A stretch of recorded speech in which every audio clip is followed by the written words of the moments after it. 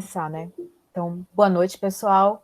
Sejam todos bem-vindos. Hoje é o último evento do GAN do ano, o GAN Preview 2021. A duração desse evento é de 1h30 e vocês podem enviar todas as suas perguntas aqui no chat, que eu vou separar, passo para o PC e para a Cris, e eles desenvolvem com os nossos convidados. Eles já estão aqui, já estão online, mas antes eu queria agradecer a todos os nossos patrocinadores, né, o Google, Rede Globo, a Verizon Media, Grupo Jovem Pan e aos nossos apoiadores, que são a APP, o Meio Mensagem, Propaganda e Marketing, a Agência Tripé Digital e a Nation Filmes. Com vocês agora, a nossa presidente Cris Pereira e o nosso vice-presidente PC Freitas, para darem as boas-vindas aos nossos convidados, apresentar o tema e conversar com vocês. É com vocês, PC e Cris, bom evento para todo mundo. Sem som, Cris.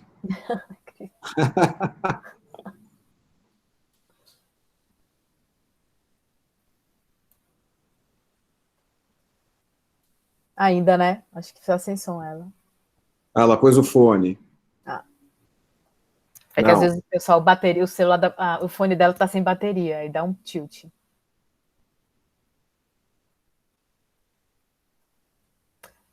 Ela sumiu, né?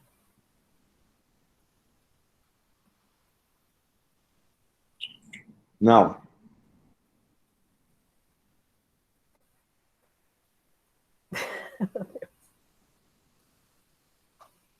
Bom, gente, quem sabe faz ao vivo, vou eu, vai. Então a gente queria, bom, como a Tita falou, esse aqui é o último evento do GAN do ano. Foi um ano, não preciso nem dizer o quanto foi desafiador para todo mundo que está aqui, para o GAN também. A gente fez um monte de coisa, depois a gente vai divulgar nas redes sociais para vocês entenderem um pouquinho o que a gente fez. E eu queria apresentar aqui os nossos convidados de hoje, que vão, acho que, fechar com chave de ouro. Vocês vão ver, acho que o tema é super bacana para a gente poder discutir um pouquinho o que aconteceu, enfim, consequências desse ano tão atípico que todo mundo passou. Eu queria apresentar o Eduardo Lorenzi, que é o CEO da Publicis. O Edu vai falar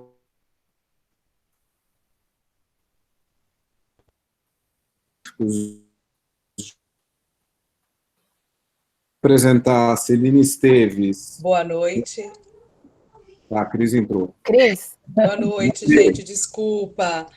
Então, de novo, voltando aqui para a abertura, né? Antes de mais nada, a gente queria agradecer a diretoria toda do GAN, agradece a todos vocês que estiveram com a gente durante todo esse ano, fazendo acontecer um ano que foi super difícil, e de qualquer forma, o GAN não parou. Em 2020, a gente teve mais de 3.069 3.070 pessoas inscritas nos nossos eventos, mais de 1.500 participaram ativamente. Então, o ano de 2020 não passa em branco na nossa história. E aí, a gente, só para dar um preâmbulo do que a gente vai ver hoje aqui, eu vi em algum artigo que o número 21 é o número de sorte, que alguns números eles trazem essa simbologia, né? Quem sabe? Se for mesmo, a gente pode começar a fazer as nossas apostas, e por isso que a gente convidou gente tão bacana, tão querida para falar hoje à noite. A gente não sabe se vai ser um ano só repetido, se vai ser um ano com uma sensação de déjà vu, né? Tantos eventos aí que foram cancelados, Olimpíadas de 2020, que vai ser em 2021, ou seja, é muito difícil falar de futuro. Mas tem uma coisa que 2020 ensinou para a gente, né? Que o futuro já começou, o futuro é agora. A gente antes falava de home office, agora a gente está vivendo isso. A gente nem imaginava falar de homeschooling, hoje é o nosso dia a dia, né? A gente não falava ou desdenhava do Fortnite, e hoje a gente está aí incorporando o TikTok nos nossos planos de mídia, querendo ou não, né? A gente estava especulando aí um ano que, no final das contas, se mostrou surpreendente, ninguém conseguiu prever. Nem mesmo os mais pessimistas, né, conseguiram imaginar o que esperava. Então, não está sendo fácil, a gente já sabe, mas alguns notáveis, algumas marcas, algumas empresas souberam passar por 2020 e nos deixaram algumas lições para a gente poder tatear 2021. E esse é o objetivo dessa noite, para a gente tatear o 2021 com mais otimismo e mais humildade. Então, 2020 nos forçou a colocar em prática o que a gente chamava de ação social, né, de longe ou no papel ou só nos planejamentos. A gente teve que colocar em prática ações ambientais e entender o que se tratava esse assunto, ações raciais, assuntos urgentes e importantes. A gente aprendeu novos jeitos de viver, né? De trabalhar, de consumir e de conviver. Então, a gente foi aí um ano buscando ser mais sustentável, viver em comunidade, entender o que doía no sapato do outro, né? Eu espero que grande parte dessas ações esteja aqui para ficar e que a gente aprenda que em 2020 as nossas vidas mudaram para sempre, né? E que a gente não pode perder essa energia que a gente teve que colocar em 2020, a criatividade necessária para passar por esse ano e a solidariedade que foi motora em 2020. Então, 2021 será a nossa grande chance de olhar para um futuro melhor, mas aprendemos que só faremos ele melhor se a gente fizer junto. Isso a gente aprendeu em 2020. E é com esse espírito do coletivo que a gente convidou aqui o Edu Lorenzi, a Carol Romano, a Celina Esteves, para falar um pouco de como eles estão olhando para frente. O Edu chegou à Publicis em 2015, ele é VP de planejamento, ele como VP, né? E hoje ele assumiu a presidência da Publicis. Ele foi eleito profissional de planejamento do ano pela PP em 2013, concorreu ao mesmo título 2 vezes no Caboré, em 2011 e em 2015, né, Edu? O Edu iniciou a carreira na Talent há 22 anos, foi quando eu conheci o Edu. Depois foi para a Nelgama, BB-8, e atuou como Head de Planning Latam por 10 anos, até se tornar sócio da agência. Foi jurado nos principais prêmios de estratégia do mercado, como F Worldwide, J. Chiat. Também foi presidente do grupo de planejamento de 2011 e 2013, ele sabe as dores do voluntariado, né? E membro do Conselho de Instituição de 2013 a 2017. Hoje ele é membro do Conselho de Ética do CONAR e do Conselho Executivo do IAB. Edu, eu queria que você contasse para a gente aqui o que chamou muito a atenção do grupo, o estudo que foi realizado explorando um entendimento melhor de grupos que são considerados minorizados hoje, né?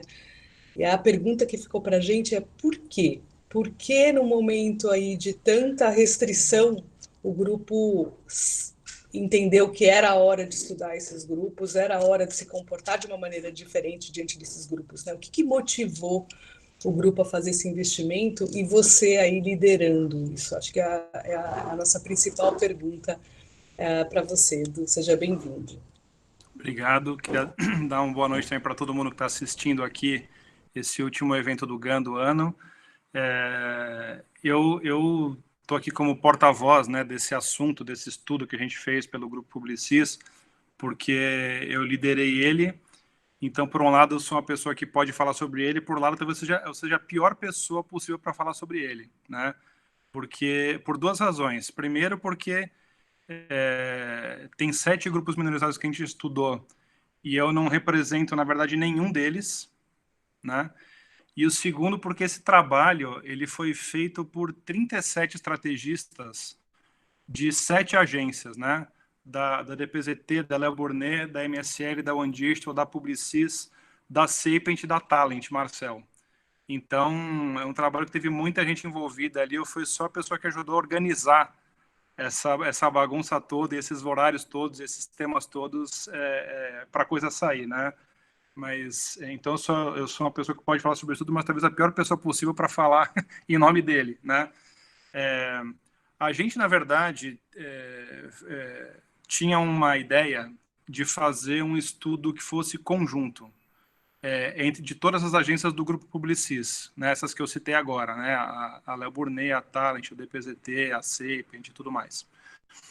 Então, a gente, na verdade, primeiro começou a olhar o que a gente poderia estudar. Não foi um brief assim, vamos estudar esse assunto. A gente fez várias reuniões primeiro para definir o que a gente iria estudar, né?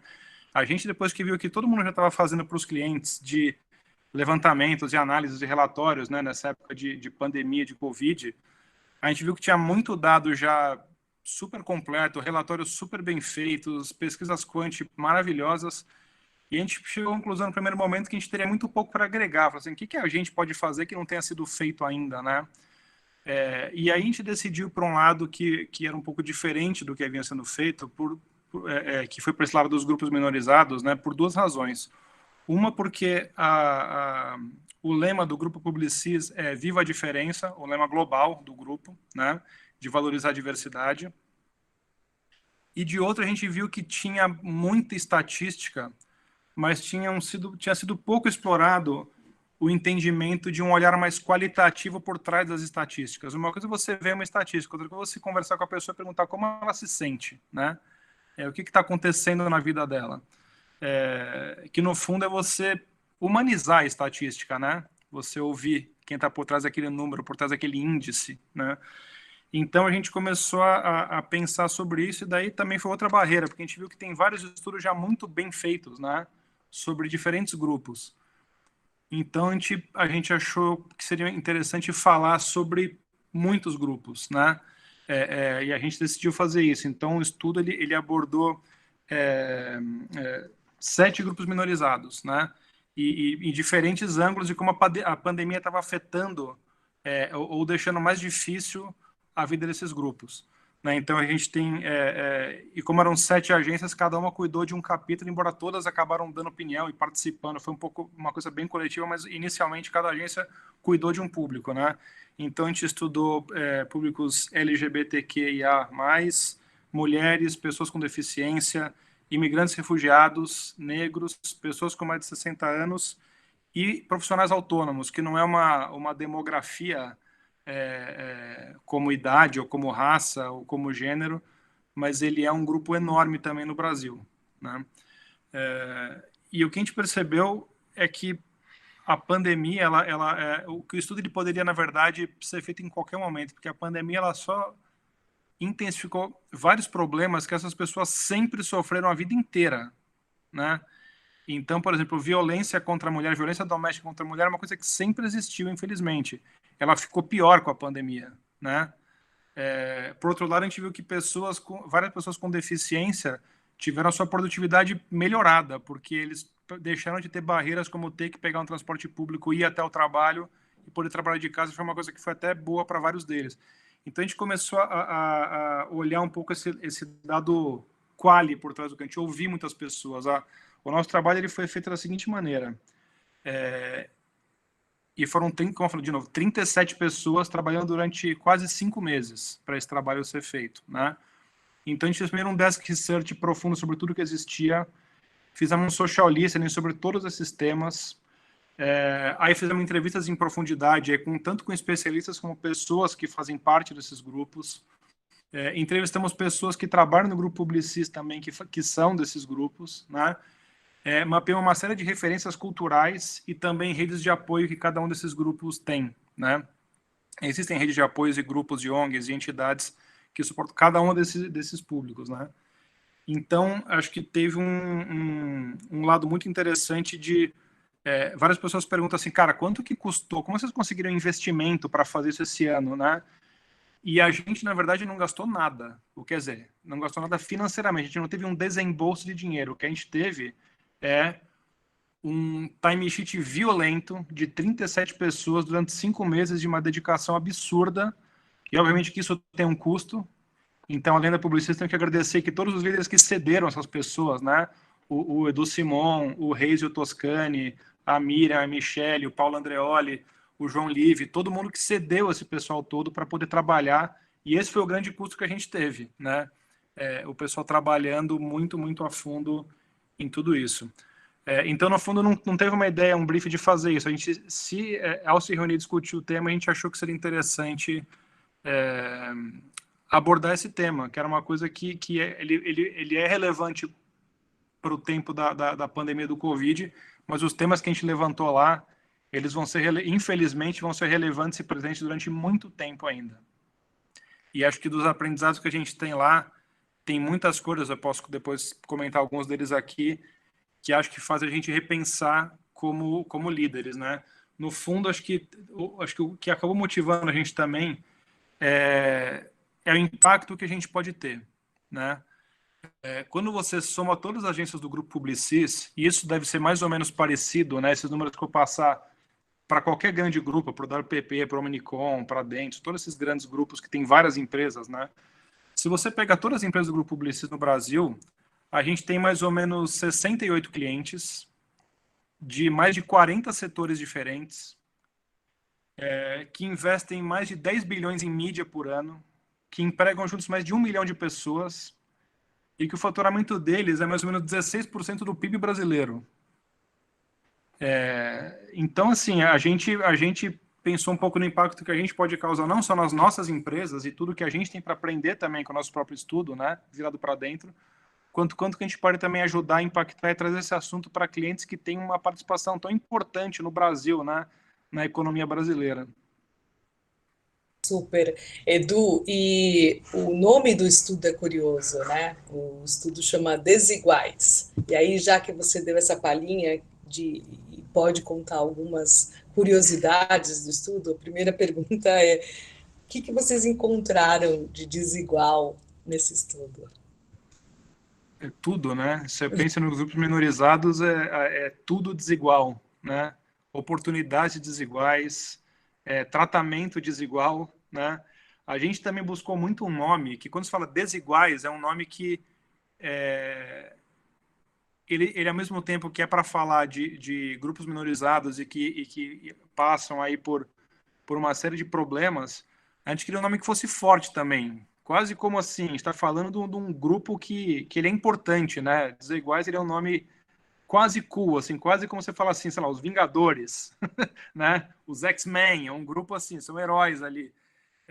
Então, Desiguais é um nome também que a gente achou que era forte para falar assim, olha, porque desigual também tem uma parte positiva de você não ser igual. A gente quis muito do que a gente aprendeu no estudo quanto que a gente não sabe e quanto que a gente está distante de realidade, quanto que a gente tem que aprender e quanto que a gente acha que a gente é igual, mas a gente mesmo não é igual. E como falta referência, como falta escuta para a gente, né? Então, a gente achou que Desiguais ele fala um pouco sobre quem são essas pessoas de um ponto de vista um pouco mais de potência e não de carência. E, ao mesmo tempo, nós somos desiguais também, né? A gente tem que reconhecer todos os privilégios que a gente tem. Então, acho que tem uma série de dados que a gente pode falar um pouco, né? Primeiro, de visibilidade, né? A falta de visibilidade que vários desses grupos têm em comunicação, né? A gente, por ser de agência, acho que um trabalho desse, ele tem 3 grandes impactos, né? Ele tem impacto o mais direto ali, que é de representatividade no nosso quadro de funcionários, o quanto que as nossas empresas a gente tem esse pessoal trabalhando ou não. Tem um segundo que é fundamental, no nosso caso, que é o quanto que essas pessoas estão nas campanhas, estão sendo vistas pelo Brasil e sendo uma série de coisas sendo normalizadas, né, no Brasil.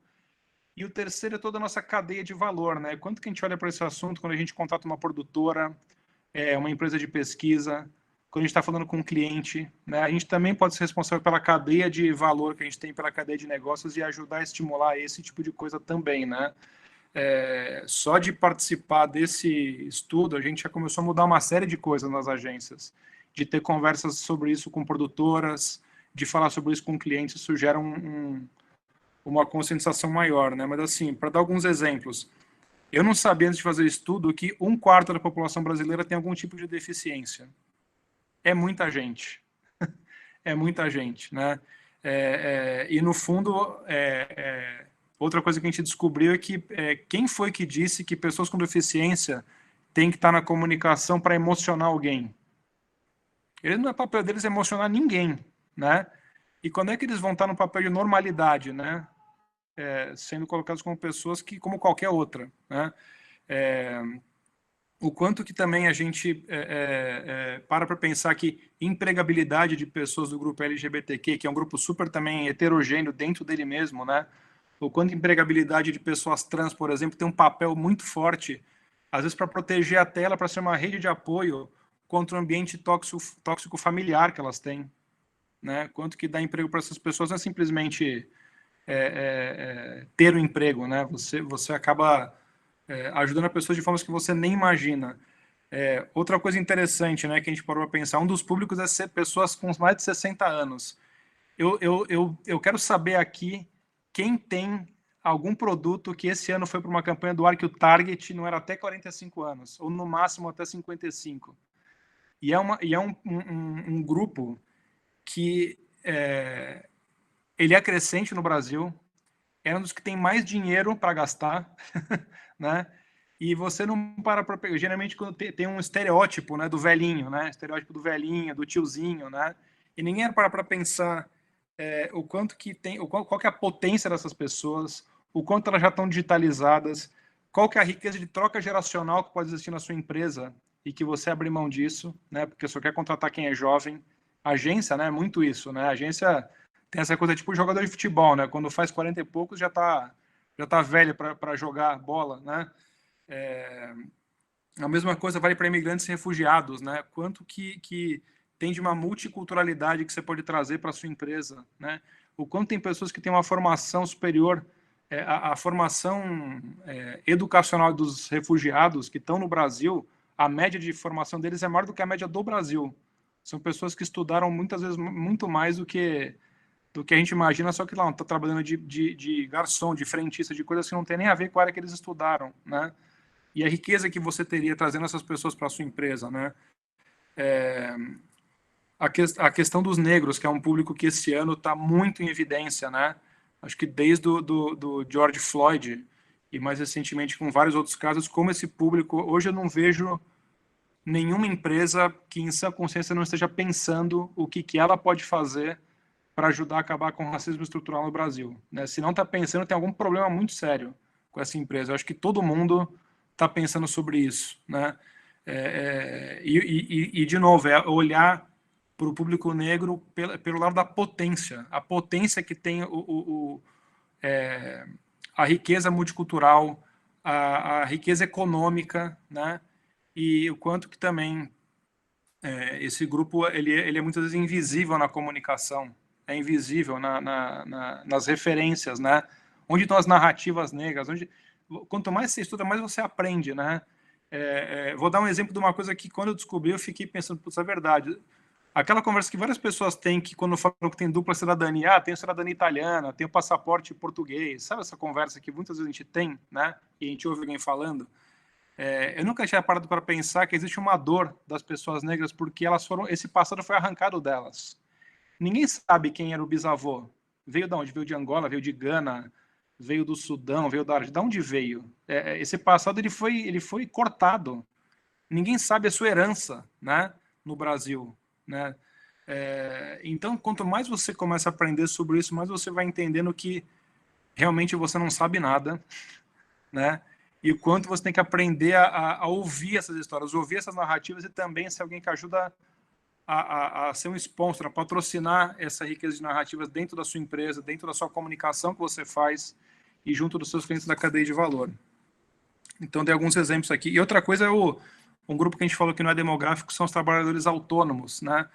Que podem chegar até metade da população, segundo alguma estimativa, né? E quando que as empresas olham para esse pessoal de uma outra maneira que não seja uma forma de cortar custo, uma forma de desonerar a empresa e terceirizar serviços, né? O quanto que um monte de empresa fala assim, fique em casa, hashtag fique em casa, pensando que tem metade das pessoas que não pode ficar em casa, né? Que tem que continuar trabalhando. E quem que pensa neles como uma potência econômica, uma pessoa que pode agregar na sua cadeia de valor, sem ser alguém só que te corta custo, né? Então, acho que o estudo ele mostra que quando você começa a ouvir essas pessoas, entrar no mérito, você vê que está tudo muito errado na forma como você faz negócios, na forma como você lidera a empresa, como falta escuta, falta você ouvir muita narrativa, né?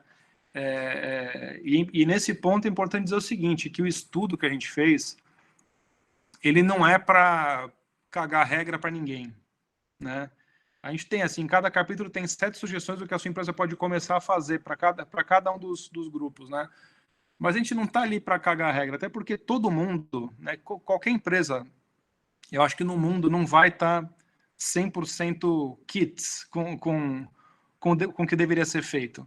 Talvez alguma empresa tenha muito mais presença, por exemplo, de profissionais negros, mas talvez não tenha de 60 a mais, ou não tenha de imigrantes, né? Ou não tem de LGBTQ. Tem empresa que é muito forte no grupo, mas não é no outro. Então, a gente não fez estudo para botar o dedo no nariz de ninguém, na cara de ninguém. O próprio Grupo Publicis, com a pesquisa fez, está fazendo um censo para entender a nossa situação, e tem muita coisa que a gente também tem que melhorar nas nossas agências, né? Estamos fazendo esse trabalho agora. Eu recentemente, né, até muito imbuído aqui pelo estudo, em agosto eu tive que definir as metas, por exemplo, de todos os líderes de departamento da Publicis. Meta que vai ver se ele foi um bom executivo ou não. Uma das metas é contratação de diversidade, né?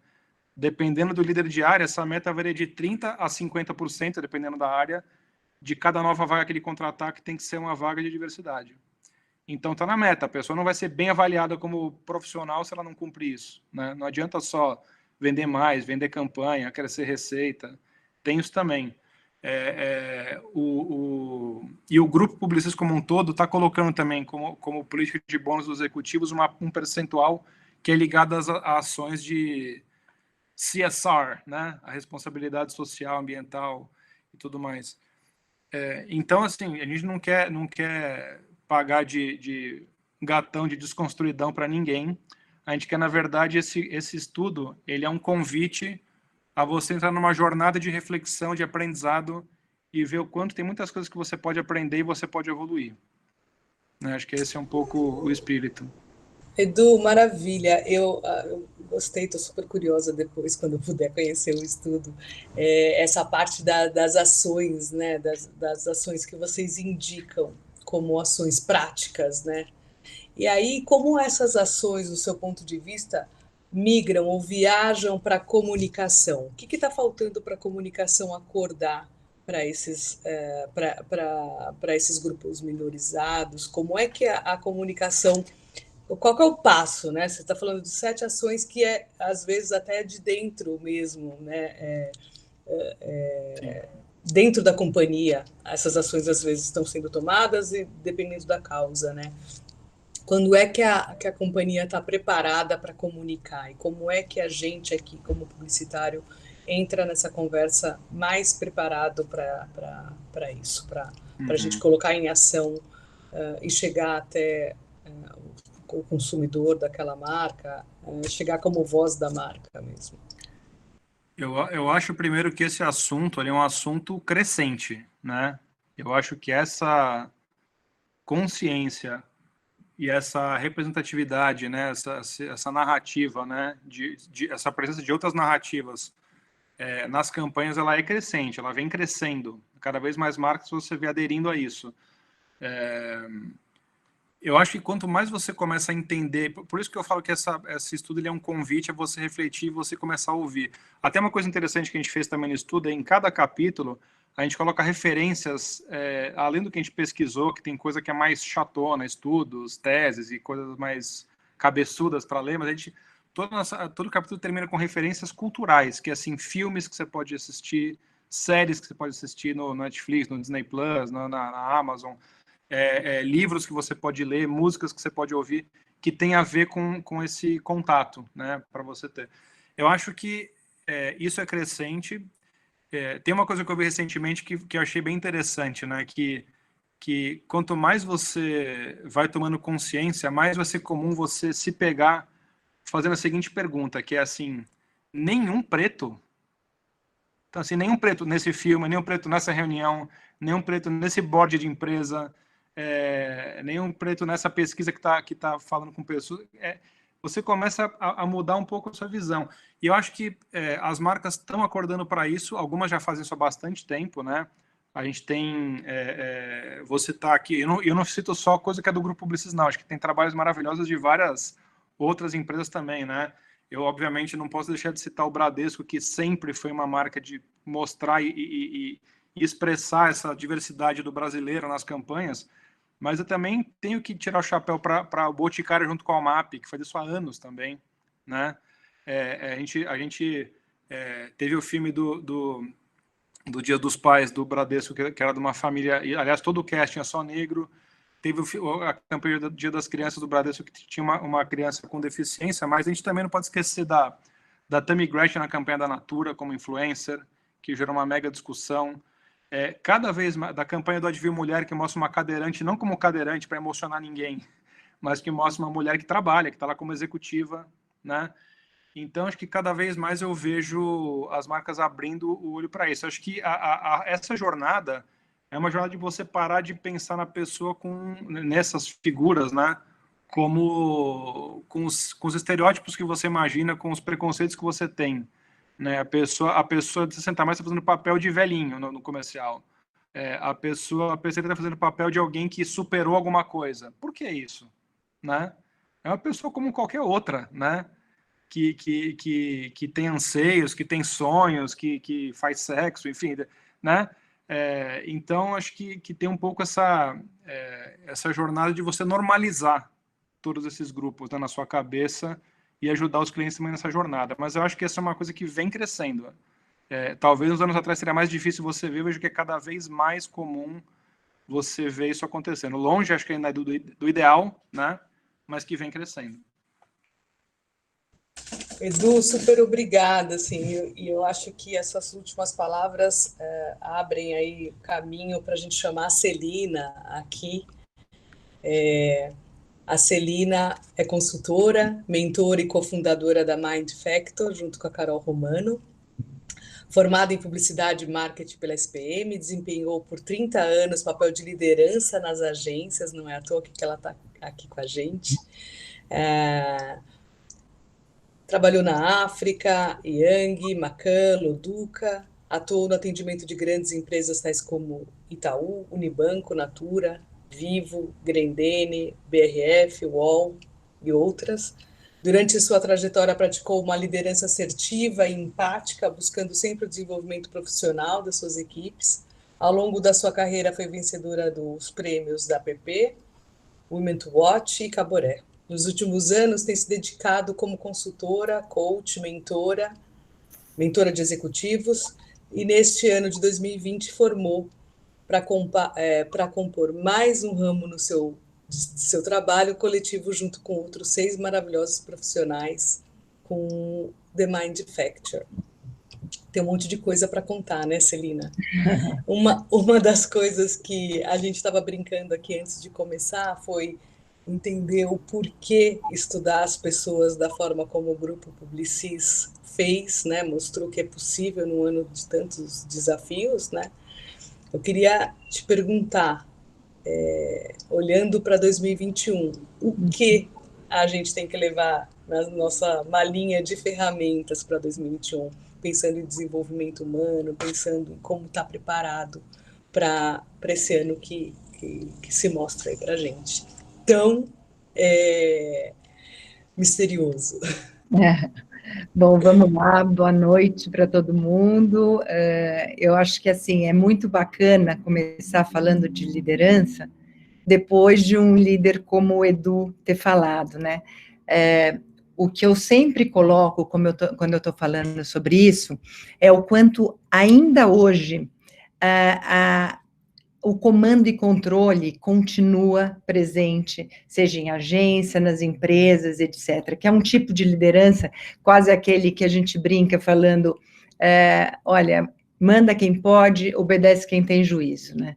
E o que aconteceu? Com essa pandemia que a gente está vivendo 2020, houve simplesmente uma necessidade de começar a viver diferente, né? Do dia para a noite, tudo aquilo que já vinha sendo pensado sobre um trabalho remoto, sobre você ter mais liberdade, sobre você poder, sim, trabalhar baseado em confiança dos seus executivos, etc. Do dia para a noite, você se viu em casa, quer dizer, ninguém estava programado exatamente para isso, e teve que começar a se virar.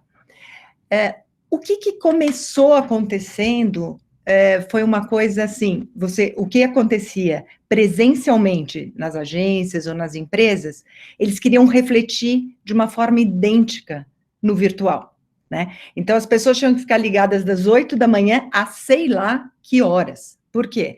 Porque aquele momento que você tem, saio do escritório e vou para casa, ou, pronto, cheguei em casa, agora eu vou jantar, vou ver meus filhos, vou ver se os meus filhos fizeram as lições. Não existia mais, quer dizer, as pessoas que tinham filhos pequenos tinham que dar conta do homeschooling. Tinha que dar conta de estar lá com o seu chefe, com o seu cliente, com o seu par, com quem fosse o tempo inteiro ligado. Então, foi, de fato, um contexto onde exigiu da gente, de todos nós, algo muito profundo, né? De mudança, a gente querendo ou a gente não querendo. E eu acho muito bacana falar logo depois do Edu, porque eu nunca tive a oportunidade, infelizmente, nem o privilégio, de trabalhar diretamente com ele. Mas a gente trabalhou muito tempo paralelamente, sabendo muito um do outro, etc. E ele é um super exemplo de um líder assertivo e empático, e não o do comando e controle. Mas a gente sabe que nas organizações hoje, existe muito mais comando e controle, que é aquela coisa de você querer saber tudo o que a pessoa está fazendo, uma única pessoa define se aquilo pode ou não. Daí surgiram milhares de coisas que eram quase moda. Vamos montar squad, praticar as ferramentas ágeis, etc. Só que no fim do dia, era uma pessoa que podia dar o ok, era uma pessoa que tinha a caneta para assinar o cheque. Então, tinha todo aquele bando de gente pensando, planejando, idealizando, mas só uma única pessoa que poderia dar ok. Do dia para a noite, com essa vida virtual nossa, eu acho que foi sendo exigido que as pessoas tivessem uma relação mais de confiança, que é onde se baseia a liderança empática e assertiva. Então, assim, de novo, voltando aqui a um exemplo, porque o Edu está aqui com a gente, e porque ele é empático e assertivo, olha só o tipo de pesquisa, um tipo de estudo que eles foram atrás. Quer dizer, é uma empatia nata, é ouvir o outro, né? Essa coisa que a gente fala, empatia é vestir o sapato do... Gente, a gente nunca vai conseguir vestir o sapato do... A gente não vai saber, de fato, o que os negros passaram e como eles pensam. A gente tem, sim, que pôr eles do nosso lado e ouvir, de fato. E ter uma ideia de como trabalhar com eles da melhor forma. Seja os mais de 60... Gente, eu estou quase lá. Então, assim, eu estou fora da mídia, eu não seria uma pessoa que estaria sendo, vamos dizer, ninguém estaria lá falando, bom, deixa eu ver como que eu vou atingir a Celina. Eu estou quase lá, então, assim, eu não estou nessa base até os 45, até os 55 há muito tempo. Então, eu acho que tem tanta coisa que a gente precisa fazer, e o Simon Sinek, que é um guruzão aí, ele é um escritor, ele escreve muito e dá muitas palestras, é um consultor também, que ele sempre fala o seguinte, gente, a liderança, ela é uma habilidade, portanto, ela pode ser praticada e aprendida. Mas o que a gente aprendeu quase que durante muito tempo, assim, eu sou muito mais velha que a maioria de todos vocês aqui, então eu fui liderada muito tempo nesse tipo de educação, que é o comando e controle. Um manda, o resto obedece e acabou. Isso veio migrando, mas ainda não é uma prática que as empresas ou que as organizações como um todo têm. Né? A gente, tomara que muitos de nós aqui, hoje já tenhamos experiências de estar vivendo isso, mas eu acredito que ainda exista muito comando e controle. E como é que a gente pode fazer isso? Porque, gente, a gente pode ser líder da gente, eu não estou falando sobre liderar um grande grupo, uma grande equipe, cada um de nós, quando começa, pode pensar como é que vai se autoliderar, e de que forma você quer que essa liderança aconteça quando você tiver um estagiário, quando você tiver alguns assistentes, quando você tiver uma grande equipe, quando você for, seja lá o que for, presidente, vice-presidente. Vamos pensar o que o comando-controle faz. Ele tira muita coisa da gente, porque as pessoas têm medo. As pessoas estão sempre ali para se proteger de alguma coisa, e não para serem elas próprias. Já a liderança assertiva e empática, que eu não estou dizendo que é ficar passando a mão na cabeça de ninguém, até neste caso, a Kim Scott fala muito sobre isso, e ela fala sobre as necessidades do relacionamento, né, que nada mais é do que você de fato ouvir, de você se interessar pelas pessoas. Né? Então, assim, não é ter um relacionamento que você vai virar um melhor amigo, eu não estou falando sobre isso, eu estou falando sobre, de fato, se interessar, de fato, se mostrar vulnerável. É um chefe poder chegar, é um líder poder chegar numa empresa ou numa reunião dessas e se mostrar vulnerável, falar, nossa, não dormi bem, ou tive algum tipo de problema, meu filho não foi bem na prova, o que for, para que você se mostre uma pessoa como qualquer outra, e não aquele líder ou aquela pessoa que é inacessível, que parece que está tudo lindo, como a gente vê no Instagram, né, da vida das pessoas hoje em dia. Então, ela fala muito sobre o relacionamento verdadeiro, você de fato se importar com as pessoas que você se relaciona profissionalmente, e não só profissionalmente. Neste caso, não é só profissionalmente, ela não está preocupada em te ouvir para saber o que você está precisando para melhorar o seu trabalho, e sim o que você pode estar precisando como pessoa e profissional, porque nós somos um só, né? Eu brinco que quando eu comecei no meu escritório lá do lado da África, lá na Faria Lima, etc., eu demorei 6 meses para assumir, deixar de lado um lencinho de papel, porque eu falava, gente, as pessoas vão entrar aqui e vão achar que eu sou psicóloga, terapeuta, e eu não sou isso, só que a gente é uma única pessoa, seja em casa ou no trabalho. Então, o melhor é levar o melhor da gente para um lado ou para o outro. A gente gosta do que a gente faz, graças a Deus. Então, que bom que o trabalho pode ser tão bom para a nossa vida. E, além disso, ela coloca o outro lado que ela fala muito da assertividade, que é dar feedback de verdade. Então, é assim, eu trabalhei muito com o PC, amo de paixão, sempre conto ele, isso a Carol que vai falar, eu só vou puxar um pouquinho aqui, que ela vai falar bastante para a gente sobre ambientes, né, ambientes psicologicamente positivos, seguros, né, e eu sempre falo, PC, para todo mundo, como o primeiro step é você se sentir incluído.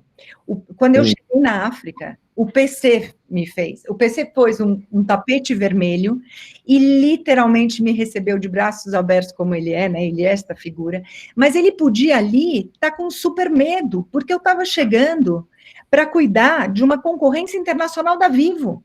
Outra pessoa poderia falar, de onde está vindo essa mulher? Ela vai o quê? A gente já se conhecia, da Macan, etc. Mas ele podia falar, bom, ela veio para pegar o meu lugar? Daqui um pouquinho ela vai ser o quê? A diretora-geral aqui de Vivo? Não quero. Vou fazer o quê? Vou ter medo, vou me afastar. Não. Ele chegou perto, ele veio, ele pôs um tapete vermelho, ele me incluiu lá. E, a partir disso, a África passou a ser um ambiente seguro para mim. Só que muitas vezes, assim, daí depois nós fomos indo, fomos juntos, etc. Mas tinha alguns sustos. Alguns sustos. Vários sustos. E muitas vezes eu tive que chegar para ele, e por mais que eu ame ele de paixão, quantas vezes eu não falei, para de segurar essa bomba que ela vai explodir na sua mão. Quer dizer, era dar um feedback para ele que não era tão simples assim de se dar. Mas por quê? Porque eu me importava, né? Porque eu queria que a gente pudesse continuar crescendo juntos todo o tempo, e não só passando a mão na cabeça e falando que estava tudo bem. Uma vez ele veio pedir demissão, eu falei, você tá louco? Quase tive um troço quando ele veio pedir demissão. Daí ele saiu, mas voltou, graças a Deus. Voltou. Mas foram momentos muito sérios. Então, eu acho que é esta habilidade que a gente tem que treinar todo dia e que não é simples, porque faz parte de algo que a gente constrói durante a vida e que a gente tem que ir trocando, é como uma musculatura, a gente tem que treinar todo dia. E o mundo mostra para a gente o seguinte, quer saber, é muito mais fácil mandar, chega lá, manda, fala para todo mundo fazer como você quer. E não, o comando e controle tira coisas da gente. A assertividade, a empatia assertiva, ela agrega, ela é muito mais inspiradora. É aquela coisa que a gente ouve, eu quero ser aquela pessoa quando crescer. E quantas vezes do comando e controle a gente olha para cima e fala, puta, eu não quero ser como essa pessoa. Isso aí não fala comigo, isso daí não tem nada a ver com os meus valores. Então, o que eu poderia dizer aqui, Cris, é assim, vamos lutar para isso, por mais difícil que seja, vamos aproveitar essa oportunidade, porque eu acho que com toda a crise que a gente passa, com todos os momentos dificílimos que a gente vive, 2020 foi mundial, gente, né? Está sendo mundialmente difícil, quantas pessoas morrendo, quer dizer, quanta tristeza, nós somos todos aqui que estamos aqui, somos privilegiadíssimos. A gente tem internet para caramba, os nossos filhos têm, cada um tem o seu computador. Não é isso, o Brasil não é feito desse tipo de... Não é. A gente vive numa bolha. Então, vamos praticar uma liderança muito mais empática, vamos praticar ser essas pessoas como o PC foi comigo e como o PC é a vida inteira para todo mundo, porque, gente, a África é maravilhosa, ela ganha milhares de prêmios, acabou de ganhar, ela fatura loucamente, ela tem os melhores profissionais que eu já vi nesse nosso mercado, assim como todas do grupo Publicis também tem, etc., mas assim, vamos fazer a nossa parte. Assim que eu cheguei numa das agências que eu trabalhei, um executivo virou para mim e falou assim, Celina, não vai dar certo aqui não. Você sorri, você pede licença, você fala bom dia, boa tarde, obrigada, você não vai dar certo aqui não. Eu falei, bom, se eu não der certo aqui, eu vou embora. Eu não vou ser uma pessoa infeliz, porque eu adoro ser feliz, lógico que eu tenho meus momentos de tristeza, mas eu não vou deixar de cumprimentar as pessoas, eu não vou deixar de pedir licença, eu não vou deixar de ouvir. Às vezes as pessoas falam, acho que você devia ser psicóloga. Não, gente, eu não sou psicóloga, mas a gente pode ouvir o outro.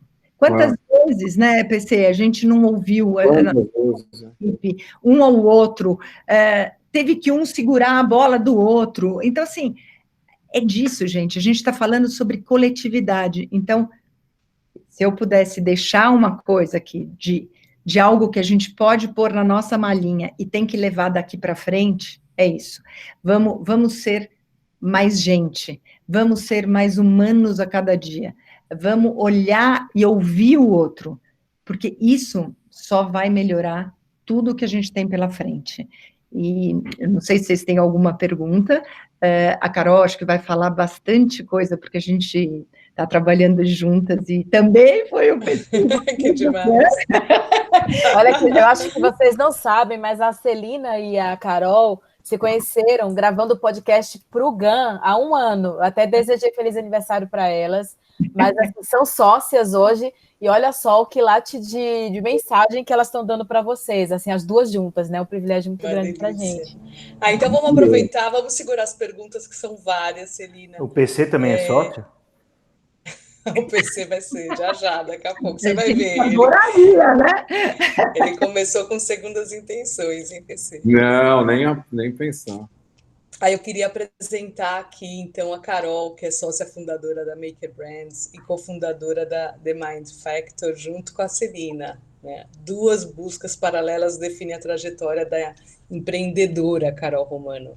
De um lado, os 10 anos de experiência em estratégia e inovação, e entre intraempreendedorismo junto a grandes corporações e startups, frente à consultoria de inovação Maker Brands, atende empresas como Nestlé, Santander, Heineken, Facebook, Natura, GPA e BASF, no desafio de inovar com propósito e impactar o mundo positivamente com seus negócios. E, de outro lado, uma busca pessoal em autoconhecimento e estudo sobre bem-estar, que culminou na criação da Jornada, um processo de autodesenvolvimento que reúne os principais aprendizados de mais de uma década de pesquisas e vivências. Nesse período, a Carol especializou-se em psicologia positiva, com o professor Tal Bal-Shahar, se eu falei certo, de Harvard, e se formou em psicanálise pelo Centro de Estudos Psicanalíticos de São Paulo. Também viajou o mundo para entender o bem-estar na dimensão das comunidades dos países, já contou isso para a gente no último encontro. A primeira imersão foi em 2013, no Butão, para compreender como o país aplica o índice de felicidade interna bruta na prática, né? Em 2017, fez o curso de liderança para a transição, na Schumacher College. Em 2018, visitou a comunidade centenária de Okinawa, no Japão, para perceber a relação entre longevidade e bem-estar. E em 2019, esteve na Dinamarca, considerando o país mais feliz do mundo. Carol é ainda cofundadora da The Mind Factor, uma experiência de inovação que conecta o bem-estar à estratégia do negócio, uma jornada ágil para tornar a saúde da mente uma inteligência do negócio e gerar resultados a partir do engajamento. E aí, dentro do que a gente estava falando da nossa narrativa aqui, Carol, depois de entender por que a gente tem que estudar as pessoas, o que a gente tem que levar para 2021, como é que a gente chega lá, né? Então, conta para a gente um pouco dessa trajetória que você está trazendo e falando aí sobre essa atitude mais propositiva, né? Para entender o que a gente passou como um ponto de partida para um futuro melhor. Seja bem-vinda. Obrigada, Cris. Boa noite, gente, tudo bem? Prazer estar aqui de novo com vocês. A Celina contou, né, esse caso de quando ela chegou na agência, o PC recebeu, né, a recebeu de uma forma que ela rapidamente se sentiu segura para poder ter o desenvolvimento dela, né. Aqui é um lugar em que eu estou me sentindo muito segura. A gente estava aqui reunidos antes de... Que bom. Né? Pois é, PC, quando vocês me convidaram, imagina, a gente estava aqui conversando antes de entrar, e eu e a Celina comemorando aniversário de amizade. Porque tudo começou quando a Cris me chamou para o Summit do ano passado, e depois vocês para o podcast, e assim vai, né? Isso aí. Eu falo que eu mais empreendo nessa vida são as amizades mesmo. Certamente. Empresas, gente, são só instrumentos para a gente aprender e fazer amigos, né? A gente vai criando a cada hora uma diferente, pelo menos comigo é assim. Bom, o que eu sinto, né, em relação ao que a gente está vivendo agora, assim, com pandemia e tudo mais? Eu acho, gente, que a gente está num momento, obviamente, muito sensível, né? Se a gente... quem não está sensível é que deve estar com algum problema, né? Porque, claro, mesmo sentado nos nossos privilégios, não tem como a gente não perceber o que está acontecendo no mundo, né? Essa questão toda da pandemia, a gente fala que não trouxe nada tão novo assim, mas ele tira miopias, né? Assim, um catalisador de muitas coisas mesmo, que já estavam acontecendo. E aí, muitas pessoas me perguntaram, né? Essa coisa a gente conversou muito durante todo esse ano, o que está acontecendo, o que está acontecendo. Eu acho que a gente vai entender daqui a pouco que a gente está passando por uma revolução. Ela é silenciosa, ela é sutil, mas ela é uma revolução, né? Eu acho que é assim, a gente está passando por mudanças muito estruturais mesmo. Tipo, um ano atrás a gente estava numa sala de auditório gigante, eu estava conversando com alguns de vocês, imagino quem estava no ano passado, com holofotes, né, um telão, e agora vocês estão aqui comigo na sala da minha casa, e eu na sala da casa de vocês, ou na varanda, no escritório, enfim, né, não está intimista, né? Isso aqui é muito diferente, gente, não dá para dizer que isso aqui não é uma revolução. A gente há tempos fala dessa coisa de vida pessoal, vida profissional, essa história já quase que não está existindo mais, né, às custas de muita dor, né?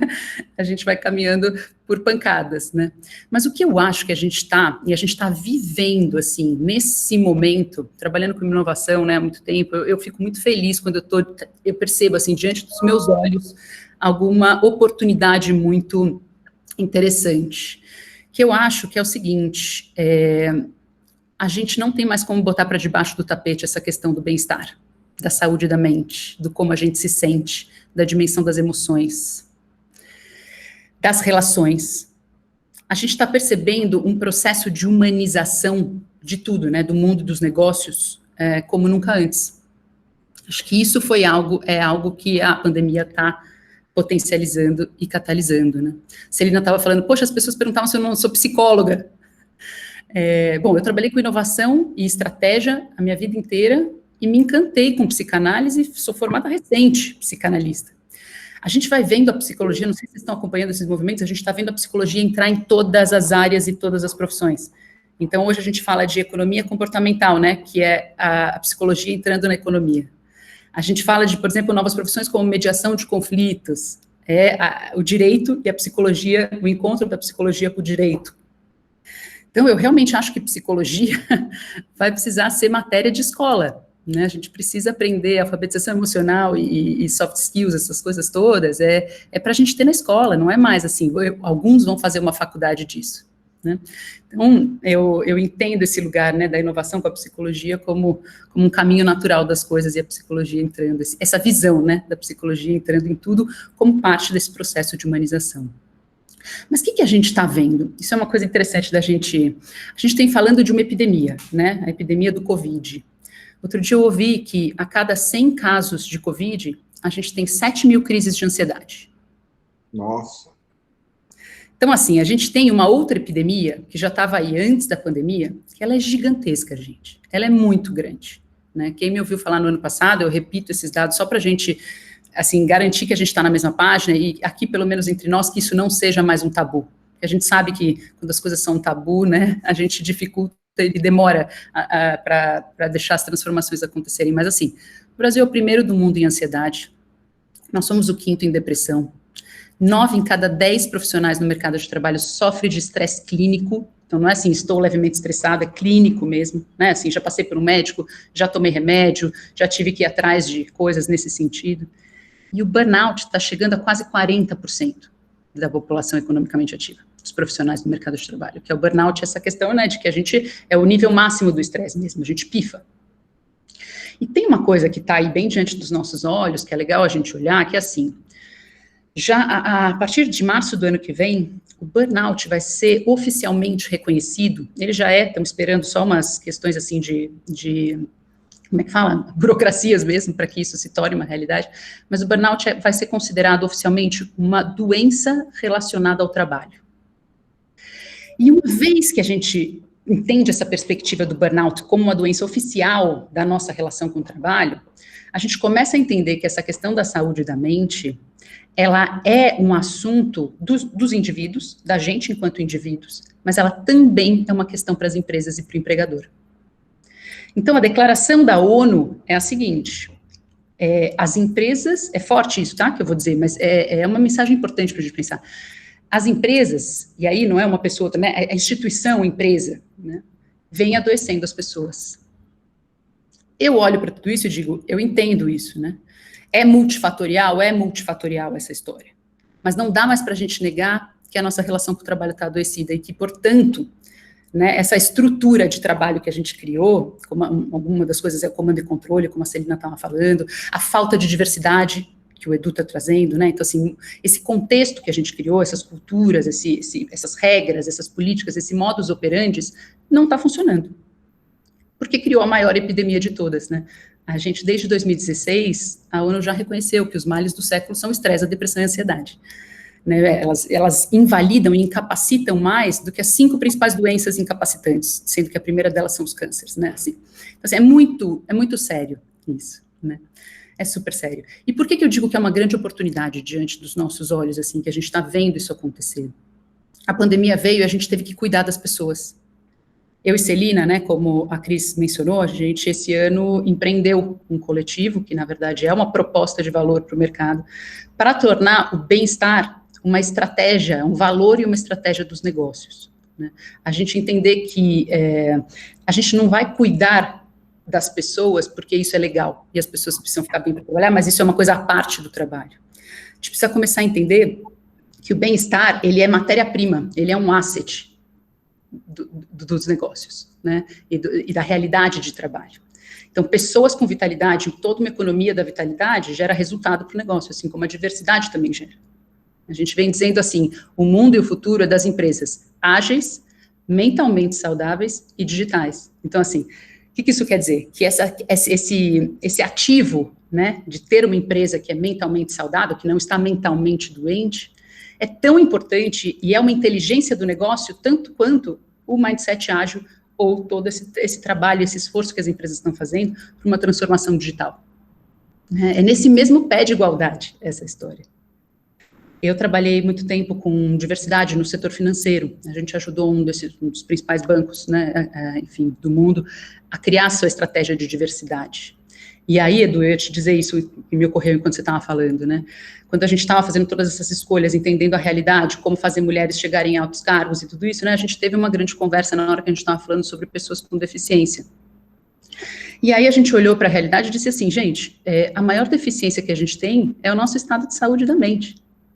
Porque quem está menos apto a produzir, uma pessoa que está numa cadeira de rodas e que sempre esteve numa cadeira de rodas, e aí a gente já tem, né, ela consegue subir, chegar na frente do computador, conversar com as pessoas, ou alguém que está em depressão, ou está sofrendo ou voltando de um burnout. Vocês entendem? É uma realidade, está muito dentro dessa mesma equação de todos esses assuntos que a gente está aqui conversando, né? Mas, de novo, eu enxergo com ótimos olhos, porque aí veio a pandemia. Aí a gente começa a fazer reunião na sala da casa das pessoas, a gente não consegue mais ver como as coisas estão, precisamos começar a fazer censos que antes eram feitos a cada ano, a gente faz censos a cada mês para ver como as pessoas estão, né? Começa a se preocupar com a saúde mental, e aí sabe o que acontece? A gente começa a ter resultado, e a gente começa a ficar bem, começa a ver mais sentido no nosso próprio trabalho. Então, uma das coisas que a gente fez para criar o coletivo, né, esse The Mind Factor, foi entrevistar vários executivos, tanto de startups, como de scale-ups, como de grandes empresas, de várias áreas, desde a área de inovação, negócios, CEOs, níveis, para a gente entender o que estava acontecendo. E a gente ouviu, não sei se você se lembra, Celina, a gente ouviu da turma de People do Facebook, eles dizerem assim, a gente já falava sobre uma cultura colaborativa, e agora a gente está falando de uma cultura comunitária. A gente virou uma comunidade, porque a gente teve que ter várias práticas aqui na pandemia. E aí eu lembro do Eder dizer assim, ele falou, Carol, a gente não quer que isso morra. Se a gente já está passando por tudo isso dessa pandemia, as coisas boas que vieram, vamos agarrá-las e vamos fazê-las virarem cultura mesmo. Vamos aproveitar e vamos abraçar essas revoluções positivas que vêm, porque sempre tem um lado, né? Graças a Deus, imagina se uma crise fosse só realmente crise e um horror, né?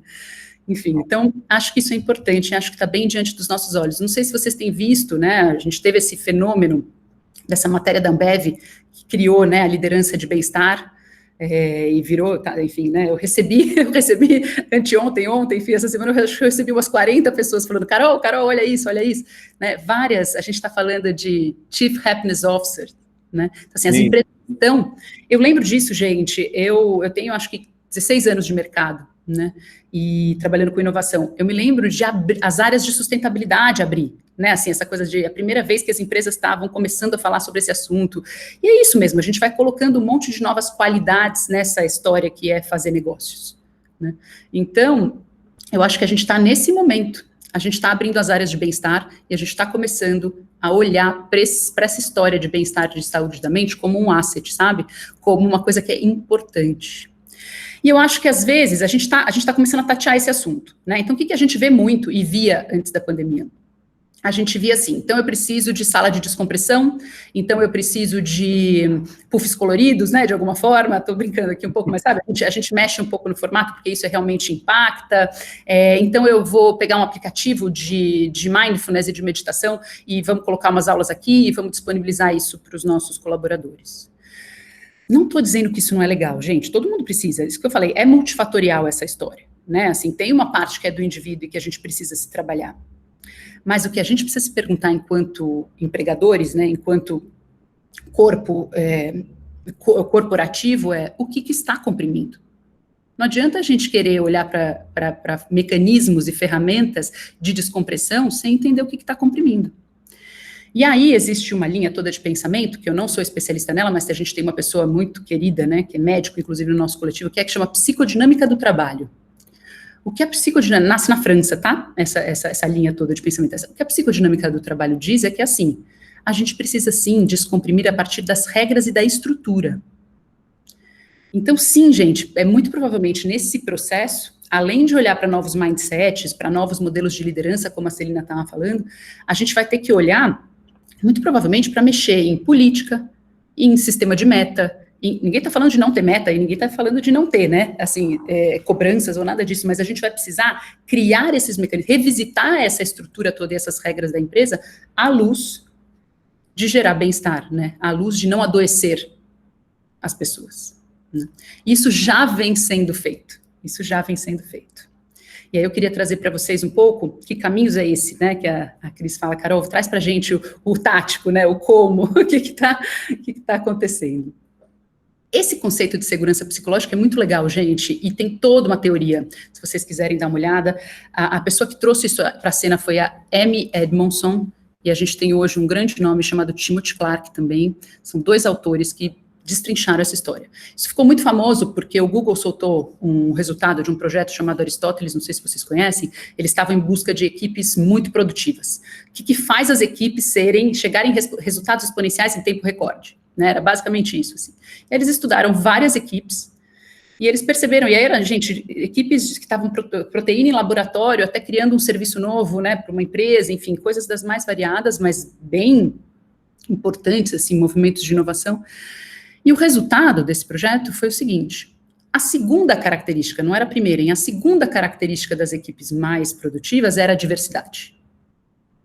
Então, essa questão da diversidade, a gente já sabe disso, né? Acho que já é uma coisa que está mais assim. A primeira era a segurança psicológica.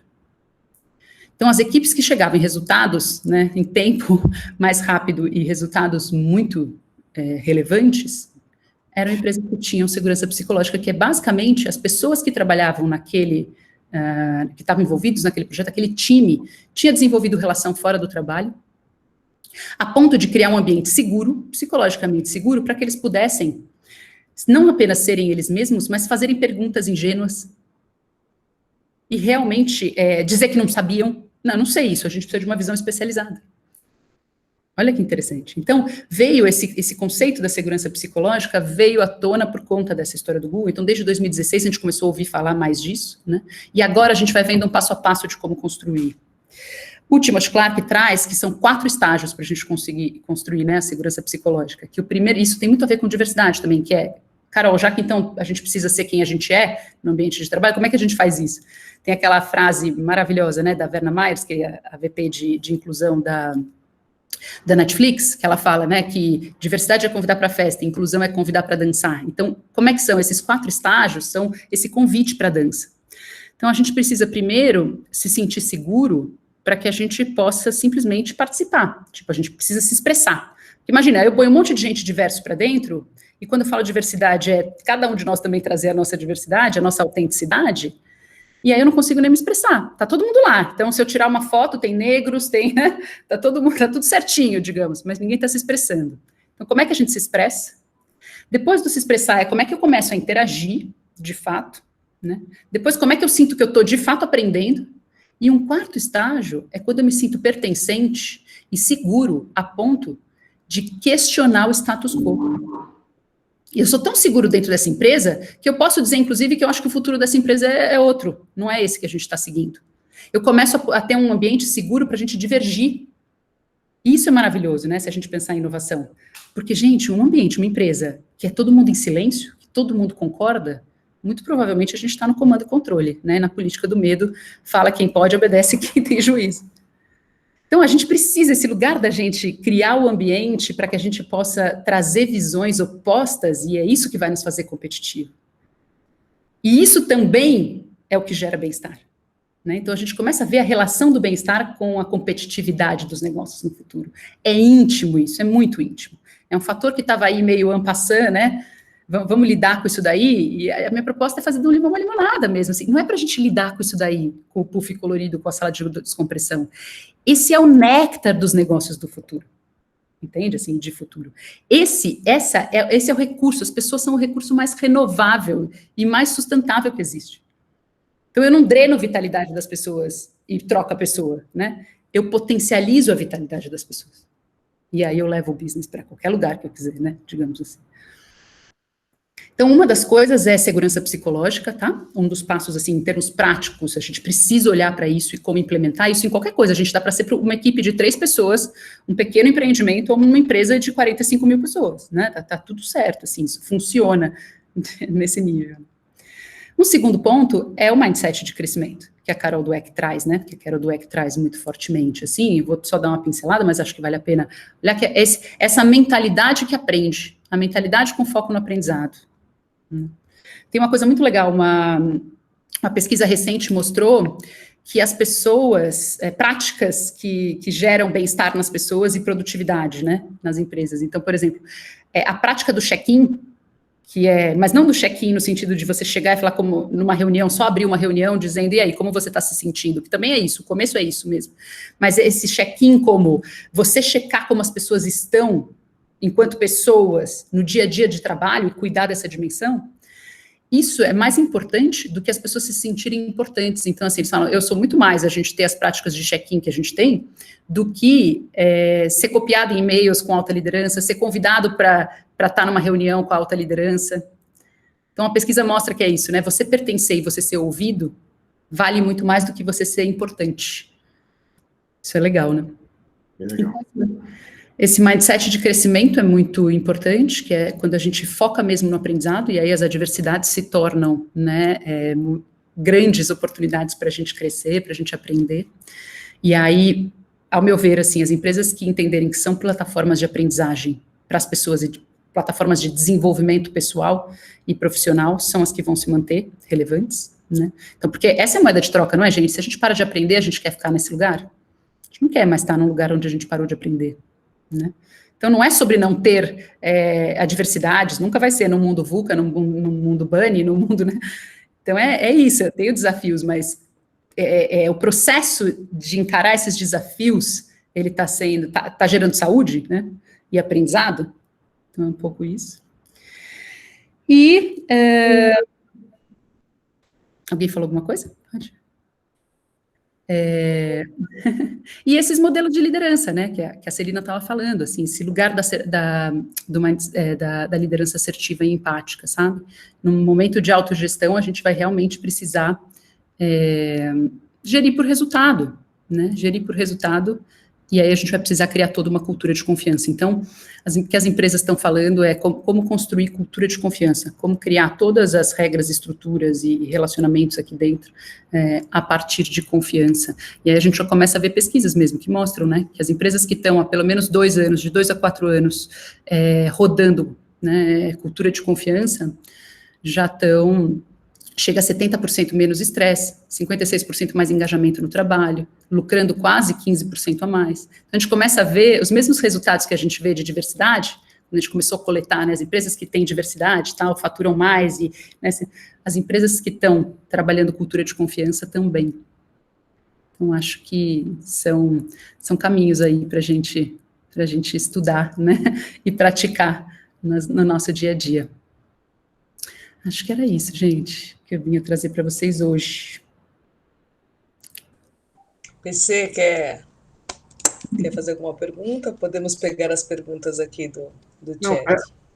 Não, eu acho que eu podia fazer por último, porque eu queria meio que um wrap-up dos 3, assim, eu pensei em fazer uma coisa mais inclusiva. Então vamos pegar uma pergunta aqui. O Marcos está falando, né, para que eu possa buscar um pouco mais de informação, esses dados de estresse e burnout são dados de quem, qual fonte? Depois você poderia passar para a gente, Carol? Claro. Se você quiser colocar aqui no chat também, acho que mais pessoas devem estar com essa dúvida, né? A Leda está perguntando, olhando 2021, num provável contexto de continuidade de home office, como os profissionais podem estabelecer relações mais saudáveis? Você falou um pouquinho aí do check-in, mas a gente está cada vez mais distante, né? E a gente vai perdendo a intimidade com essa distância. E essa intimidade, ela é necessária também para essa segurança psicológica. Não sei se você concorda, mas eu sinto essa falta, né? Então, complementando a pergunta da Leda. Eu sei que você está perguntando para a Carol. Posso fazer um comentário nesse ponto, Cris, que você colocou? Manda. Porque, assim, acho que, obviamente, para tudo, né? Tudo na vida você descobre que tem técnica, tem autor, tem teoria, tem modelos, né? E, obviamente, que todo mundo... Isso que a Carol coloca, né? Acho que não tem ninguém que não ouça ela falando e sente um arrepio, assim, fala assim, cara, preciso estudar mais sobre isso tudo aí. Preciso entender melhor as teorias e os modelos que existem e tudo mais. Mas também tem coisas muito simples, né? Por exemplo, a gente veio fazendo no Grupo Publicis várias pesquisas sobre como as pessoas estão se sentindo na pandemia. E uma correlação que me chama muito a atenção, que existe uma correlação entre as pessoas que não estão se sentindo seguras, né, que tem um percentual de pessoas que não estão se sentindo seguras, com as pessoas que respondem, o meu gestor não abre a câmera, quando está fazendo reunião comigo. Gente, abrir a câmera, assim, por exemplo, eu nunca fiz, desde março, eu nunca fiz nenhuma reunião com câmera fechada, né? Porque se eu fazer com câmera fechada, pode interpretar do jeito que quiser. Nossa, você viu que ele nem abriu a câmera, né? Então eu nunca admiti fazer com câmera fechada. Mas eu descobri pela pesquisa que tem gente que faz com câmera fechada, gestores, cliente não vou nem falar, acho que a maioria dos clientes fecha a câmera, né? Eu cheguei nessa pandemia a apresentar uma concorrência e que todo mundo estava de câmera fechada. Eu apresentei para letrinhas flutuando ali na tela. Eu não sei nem que cara que os prospects ali, né, futuros, talvez clientes, têm. E isso é muito ruim. Então, assim, abrir câmera é uma coisa simples, né, que todo mundo pode fazer, não precisa estudar o livro do Timothy Clark, até anotei o nome aqui, para abrir a câmera. E outra coisa é também você criar espaços para ter conversas sobre algum assunto que não seja fazer estátua dos jobs. Assim, eu comecei a fazer em setembro conversa one-on-one, né? Eu sozinho com todas as pessoas da Publicis que têm cargo de diretor para cima. Então, diretor de criação, diretor de mídia, diretor de planejamento, de atendimento, diretor do financeiro e por aí vai, né? O total dá assim, é tanta gente, né, que são 52 pessoas no total, eu já fiz 42, falta 10. Minha meta era até o final de falar com todos. E isso tem sido uma coisa muito positiva, você parar para ouvir as pessoas durante uma hora, cada um deles, né? E também não precisa... isso não é um rocket science, é você dedicar um tempo para conversar com as pessoas e ouvir elas. O que num ambiente presencial poderia ser um almoço, chamar para almoçar, bate um papo, ou vem tomar um café. A gente não tem isso. A gente faz reunião, fecha a câmera e vai entre outra reunião. A gente só está a trabalho. A gente está o tempo inteiro a trabalho, né? E não tem nenhum momento ali de falar de outra coisa que não seja trabalho. Então, uma coisa que a gente percebeu também, isso não sou só eu que estou fazendo na Publicis, vários gestores têm feito isso com seus times também. Reuniões individuais para bater um papo, para falar de alguma coisa que não seja trabalho. Isso tem um poder também absurdo de trazer as pessoas para perto, para junto e de todo mundo se sentir ouvido, respeitado, de ter um espaço ali seguro, né? Em algum grau, eu gostaria de acreditar que isso ajuda um pouco na segurança psicológica, né? Com certeza, isso daí é a liderança empática também, Edu, você está de novo dando exemplo do que você está fazendo, você está ouvindo, você está naquela hora do cafezinho que a gente tinha, do almoço, do bate-papo num corredor, né? Então, é isso, você está dedicando, não é simples tirar uma hora para cada um desses seus gestores, mas a diferença brutal que isso faz é o que a Carol estava falando dos resultados que isso trazem para a empresa. Você dá segurança para a pessoa. E tem uma coisa de resultado de empresa, né, que é o seguinte, um jeito de você olhar o resultado da empresa é a performance da empresa na bolsa, né? É quanto que os investidores, quanto que o mercado deposita confiança e esperança naquela empresa. Só que, muitas vezes, historicamente, o resultado que fez uma empresa crescer na bolsa, ele não tem nada a ver com a felicidade das pessoas. Tem uma empresa que ela pode subir na bolsa porque ela maximizou o lucro, mas ela fez isso espremendo e falindo fornecedores, sobrecarregando funcionários, fazendo burnout, todo mundo burnoutar. Então, assim, o sucesso em Wall Street ele não é necessariamente ligado à felicidade. E eu acho que o que eu vejo acontecendo cada vez mais é uma discussão de que esses dois mundos que eles correm na paralela, né? E que, né, como toda paralela, vão se encontrar talvez só no infinito, né? Que existe uma intenção de talvez fazer essas duas coisas se aproximarem cada vez mais, né?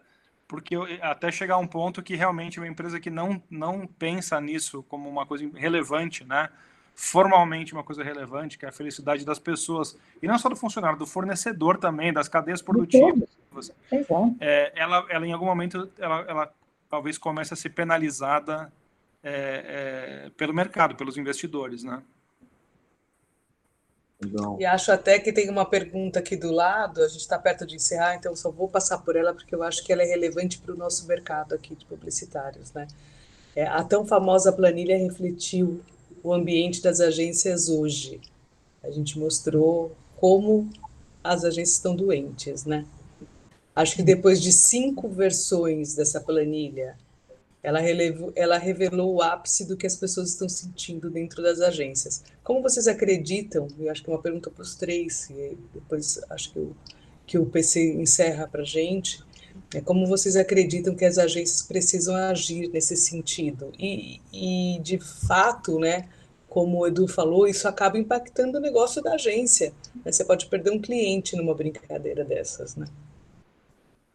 Gente, é o custo, a gente já falou bastante em outros momentos disso, isso daí tem um custo muito grande para as empresas, porque como a Carol falou, ou você potencializa o que tem de melhor, ou você vai lá e espreme. Então, o que acontece na Bolsa, em Wall Street, está dando resultado. O comando e controle dá resultado, só que a que preço? As pessoas adoecem, as pessoas, olha o burnout, olha os níveis de burnout que estão chegando, olha o país como primeiro em ansiedade. Então, assim, o que acontece? É um turnover absurdo, isso custa muito para as empresas. O nosso negócio aqui, né, a comunicação, sempre foi a rainha disso. Quantas pessoas não têm que sair? Por quê? Porque é um tabu, elas não podem assumir muitas vezes que elas adoeceram e elas preferem ir embora, se cuidar longe dali. Então, isso também tem um custo. E daí, gente, não adianta a gente só ficar pensando que a organização vai ter que fazer alguma coisa, porque a organização somos nós, somos cada um de nós. Se cada um de nós fizer a nossa parte, isso pode mudar. Eu sei que é quase pedir mais alguma coisa para a gente nesse momento, mas é sobre isso. Vamos cuidar daquele pedacinho que cabe a gente, ao nosso estagiário, ao nosso executivo, e assim, cada um vai pegando esse exemplo e vai amplificando. Então, acho que é isso, mas tá aí a Carol e Edu também para falar. Posso? Então, eu acho, gente, que é isso. Tem muito disso que a Celina falou, e eu acho que esse lugar de que a gente pode começar, a gente pode fazer uma transformação aqui, exatamente aqui onde a gente está. Porque a gente está dialogando com pessoas do nosso lado, a gente está num ambiente profissional, seja ele aqui, né, um chat de meetup, enfim, ou qualquer outra coisa. Então, assim, dá para fazer, mas eu acho legal a gente pensar, porque tem uma coisa que é muito forte. A gente entra numa grande processo de achar que a culpa é toda nossa também. Então, assim, eu gosto do conceito da autorresponsabilidade, que é isso que a C está trazendo, né? Então, assim, nós somos responsáveis. Mas vamos entender, gente, que, assim, existe uma cultura muito forte e existe um ambiente profissional muito forte também, muito adverso. Só que a gente juntos vai ter que mudar isso, tipo, e fazendo crack mesmo, né? É isso que eu falo que é o intraempreendedorismo, a gente, os hackers, né? O hacker é aquele que conhece tão bem os códigos que muda de dentro para fora. Né? Então, é isso, a gente, pelas nossas ações, mas vamos pensar sempre, ao invés da gente pensar só o que eu posso fazer por mim, então eu vou fazer meu mindfulness, minha meditação, minhas coisas, eu vou ficar fazendo treino de resiliência, né, porque no fundo eu estou ficando cada vez mais resiliente. Vamos começar a entender isso como um ato político no corporativo, sabe? Vamos conversar entre as pessoas e vamos falar o que a gente juntos vai fazer para melhorar as relações aqui, nas nossas reuniões, e daqui a pouco a gente está mudando, porque se a gente começa a pensar desse jeito expandido, vamos fazer em grupo, vamos melhorar as relações, vamos melhorar os nossos ambientes próximos de trabalho, e aí a gente vai começando a fazer o efeito halo, né, e fazendo uma revolução. Mas a gente não pode ficar nesse lugar também achando que a gente é que é ruim, entendeu? Então, assim, escondendo que eu tô com depressão, que eu tive uma crise de pânico anteontem, sabe? Isso aqui não dá mais. Porque fazendo isso, a gente chegou nesse lugar, gente. A gente chegou nesse lugar de adoecimento coletivo. Então, né, a grande máxima da inovação, o que nos trouxe até aqui não é o que vai nos levar adiante, são outras coisas, né? Mas somos nós, porque quem muda uma cultura empresarial, as regras de uma empresa, somos nós. É a nossa pressão, né, propositiva. Então, acho que sejamos agentes de transformação para o bem-estar. Sejamos todos líderes de bem-estar, onde quer que a gente esteja. Né? Dentro das agências, por favor, porque vocês são influenciadores de todas as empresas, né? O Edu falando, né, aqueles números maravilhosos que ele soltou, quantos bilhões e quantas famílias e quantas coisas, né? É esse nosso potencial. Dalai Lama falava, né? Uma pessoa, cultura de paz, uma pessoa por vez. Daqui a pouco a gente muda o mundo, mas vamos nessa. É isso aí. Edu, quer falar? Fala depois da Carol, uma responsa muito grande também, né? Depois imagina eu que tenho que encerrar, você tem noção? Aqui, não, eu obviamente concordo com tudo que foi falado, né? Por elas, eu acho que tem uma mudança de cultura. Eu acho até que é uma discussão maior, né? Esse ano, na verdade, desde a edição passada, né, da famosa planilha, aconteceu uma coisa que foi inédita, que é começaram a fazer planilha dos clientes também, né? Desde a edição passada, porque tem muita coisa que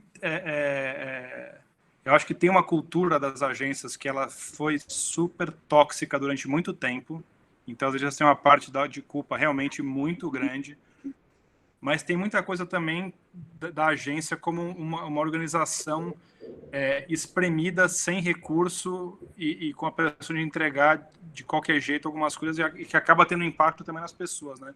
Então acho que a discussão ela tem que ser maior realmente, né? As agências sozinhas não vão conseguir resolver essa noção, né, de que muitas vezes o resultado de Wall Street, como eu falei, ele produz resultado, mas produz um monte de gente doente também, né? Acho que é uma discussão para ter o mercado junto, né? Para ter junto com os veículos, junto com os clientes, junto com as produtoras, junto com várias empresas que compõem esse mercado, que acho que esse é um problema de todo mundo. Legal. Eu queria fazer o seguinte, eu queria pedir para cada um, resumidamente, rapidamente, porque a gente já está bem avançado aqui no horário, falar um pouquinho sobre perspectiva, né, do ponto de vista de cada um aqui, pensando que se 2019 foi um ano difícil, 2020 eu não consigo nem definir o que pode ser 21, né? E aí, mas assim, eu queria ouvir um pouquinho de vocês esse lado da perspectiva, assim, uma visão otimista, ou que vocês acham que, de fato, esses aprendizados que a gente tem, essas vivências que a gente teve agora em 20, vão ajudar a gente a melhorar em 21. E principalmente falando para esse público que está aqui, que são líderes de negócio, é o pessoal que está na frente, que é impactado, né, de várias formas. E cobrado por resultado, cobrado por criatividade, por desempenho. Eu queria ouvir um pouquinho de cada um, resumidamente. Estão me ouvindo? Todo mundo sumiu para mim aqui, ficou meio esquisito. Estamos sim. Estamos. Põe o óculos, PC. Eu queria ouvir você também, Hamilton, por favor. Ele tinha que causar... Não tem tempo para isso nesse evento, PC. Faz outro com ele. Celina, calma. Vamos lá. Vocês querem que eu comece? Todo mundo um pouco tímido. Querem que eu comece falando um pouco? Começa, Edu. Eu acho o seguinte, foi realmente um ano que pegou todo mundo começou a ser, em algum momento ele tomou um tombo, caiu, se estabacou inteiro, rolou as compras para fora da sacola, aquela cena, né, tombo apoteótico, assim. E aí a gente levantou, recolheu as coisas que estavam no chão, né, passou mercholate no cotovelo, etc. Eu acho que eu estou animado para o ano que vem por duas razões, né? A primeira é que, assim, esse ano a gente aprendeu tanta coisa, mas eu não acho que aprender tanta coisa estamos pronto para o ano que vem, né? Eu acho que talvez a gente tenha visto que o que eu tenho esperança para o ano que vem é que a gente tenha assimilado isso de que a gente precisa aprender sempre, né? O pessoal tem entendido que você faz um plano, mas se você não continuar aprendendo, não continuar ouvindo, não continuar prestando atenção em uma série de coisas, você vai ficar para trás, né? E a outra razão é que, por esses aprendizados todos, a minha perspectiva é o seguinte, vai demorar um pouco aí, talvez, né, para a gente, todos nós aqui, estarmos vacinados contra a Covid. Mas eu acho que para todo o resto a gente já está vacinado. Você tem que trabalhar de casa, estamos vacinados. Uma dupla de criação, tem que criar cada um na sua casa, estamos vacinados. Tem que apresentar um pitch pelo Zoom, estamos vacinados. Fazer um sprint, todo mundo, estamos vacinados. Cara, a gente está vacinado para tudo, a gente só não tem a vacina da Covid, o resto, a gente tem os anticorpos estão lá, e no alto. Não precisa mais nem convocar o TI para as reuniões que são online. Já todo mundo consegue fazer isso. Antes punha no invite. Todo mundo resolve, gente. Tá Então, acho que assim, se você soma aqui, tá todo mundo vacinado para tudo, menos Covid, em algum momento até para Covid, né? Mas estamos vacinados para tudo. E aprendemos o que tem que aprender, eu acho que ano que vem vai ser um ano maravilhoso. Ai, muito. Posso ir? Eu vou aí, porque primeiro é isso aí, assim, Edu, parabéns. Eu acho que duas coisas, eu também sou muito otimista, eu acho que duas coisas que eu colocaria vêm muito de encontro com o que o Edu está falando, assim. A gente precisa e faz muito bem para a gente aprender. Então, a gente aprendeu muito a um preço muito alto esse ano. Mas eu acho que essa vacina que ele está falando vale demais. Por quê? Porque a gente pode muita coisa. A gente percebeu que a gente pode muito mais. Então, de novo, lá vamos nós pensar no ano que vem com isso. O que mais que eu posso aprender? O que mais que eu posso evoluir? Onde mais eu posso ajudar alguém ou pedir ajuda se necessário? Então, eu acho que foi um ano de muito aprendizado, de novo, a um custo muito alto. Então, acho que essa vacinação, como ele falou, é muito, muito boa. Agora, para mim, o que sempre me moveu foi planos, né? O que eu posso fazer? O que eu vou fazer no próximo ano? Para onde eu vou viajar? E, por enquanto, a vacina do Covid a gente não tem. Então, não dá para viajar mesmo, assim, né? Não dá, quero ir conhecer um novo país. Não, isso não dá. Mas dá para a gente viajar dentro do que a gente tem, né? Do nosso conhecimento, do conhecimento das nossas coisas e de ver a capacidade, de fato, que a gente tem de adaptação, gente. Porque olha aqui o que a Carol falou. O ano passado ela estava lá num grande lugar, num evento, com todo mundo presencialmente. E isso está acontecendo, e está acontecendo de uma forma tão segura e tão gostosa, de novo. Então, eu acho que de novo, a capacidade que a gente tem de se adaptar, e isso é fundamental para qualquer pessoa para poder evoluir. É a adaptabilidade que a gente tem que ter, é a vontade de aprender, e a vacinação de todo o resto, amei, Edu. É isso aí. Vou pegar essas coisas.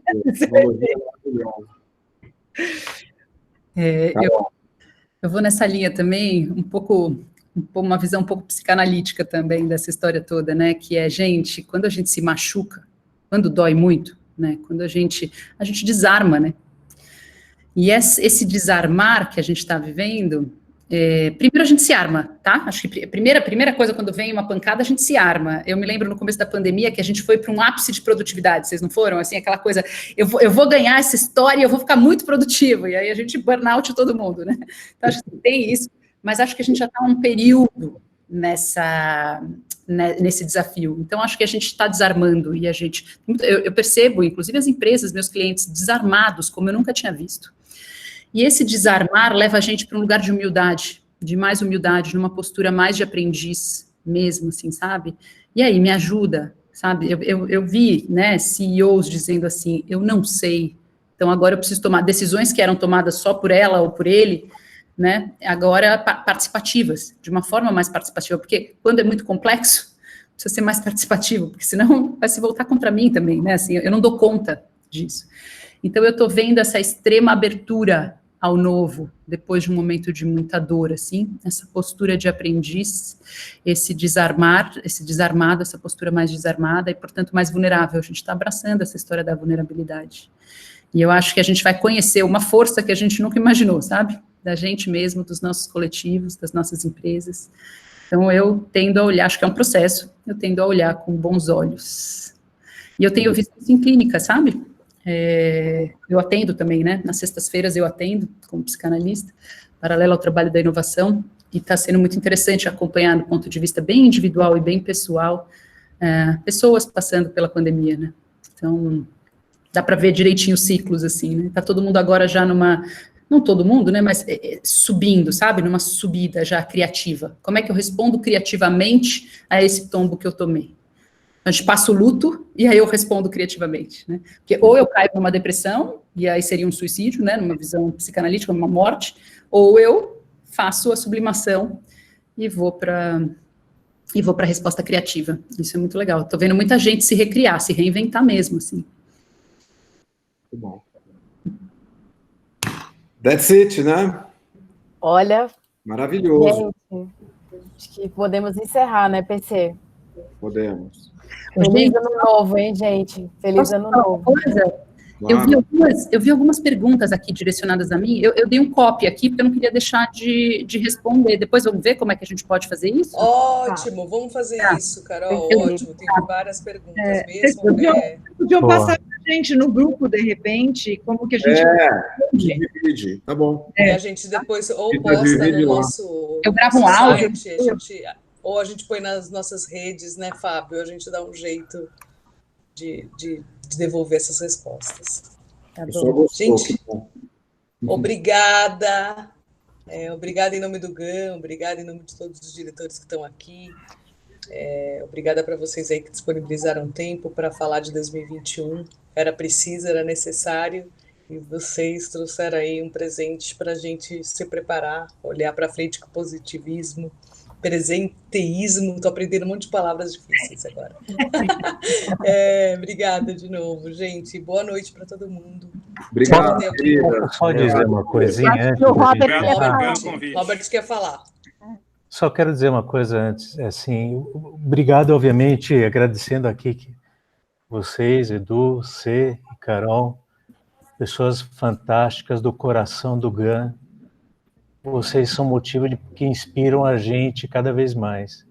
Mas eu quero agora, nesse momento, sabendo que esse é o último evento do GAN, eu quero agradecer muito e falar o quão orgulhoso a gente deve estar, todos nós profissionais de atendimento e negócios, do trabalho que essa gestão da Cris e do PC estão fazendo e fizeram neste ano, um ano tão difícil, tão desafiador, com tantos eventos que foram liderados por essa dupla incansável, invejável, fantástica, assim. E olha, vamos bater palmas, porque olha, eles merecem muito.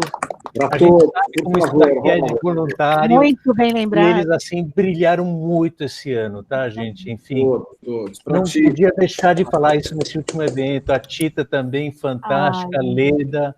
Enfim, gente, motivo de orgulho esse GAN, e deve ser assim para todos nós. Será sempre. Amém. Isso é legado também, Robert, é legado teu isso aí. Imagina. Legado de grandes nossa nomes, inspiração, sempre. Gente, vocês são Nosso fantásticos. Lorde. Obrigado a todo mundo. Obrigado você, obrigado Carol, obrigado Edu. Valeu, obrigado. Beijão no Lorde. Maravilhoso. É o Lorde. Boa noite. Boa noite. Bate nesse Lorde, né, Hamilton? Lorde. Não, fica só no Lorde, fica só no Lorde. Agora, chega lá. E agora? Beijo, Sé. Beijão, gente. Tchau, tchau. Obrigada, Tchau, pessoal. parabéns. Valeu. Tchau.